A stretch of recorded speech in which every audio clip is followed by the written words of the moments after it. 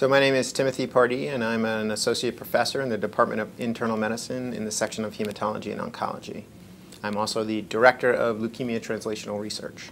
So my clinical specialties are in the leukemias in adults. So I treat both acute and chronic leukemias, as well as several related bone marrow disorders, including myelodysplastic syndromes and myeloproliferative neoplasms. I came to Wake Forest Baptist Health because I really respected the robust leukemia program that was here, as well as the clinicians who built that program, and felt that this would be a really ideal environment to set up my own research program on the acute leukemias, as well as my own clinical practice to treat patients suffering from leukemia and myelodysplastic syndromes.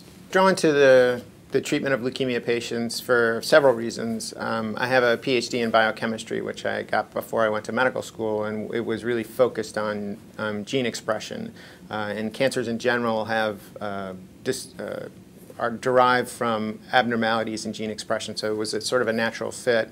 The acute leukemias have really been well studied in terms of the different mutations and alterations in gene expression that drive the disease process, and so that was also a pretty natural fit. So one of the great things about taking care of leukemia patients here at Wake Forest is there's an entire team that's really dedicated towards their treatment and care. And while I like to think that I do it well, you always do it better when you have a group of like-minded people around you. And so from our chemotherapy coordinators who make sure that all of the protocols are carried out exactly as they should be, to our physician assistants and nurse practitioners who help us deal with the day-to-day phone calls that come in from our patients to make sure that all of their concerns are met. And just like me, they also have that same focus just on the leukemias. And as a result, there's a ton of expertise in those people around this disease state. And I think as a group, it really allows us to provide superlative care to our leukemia patients.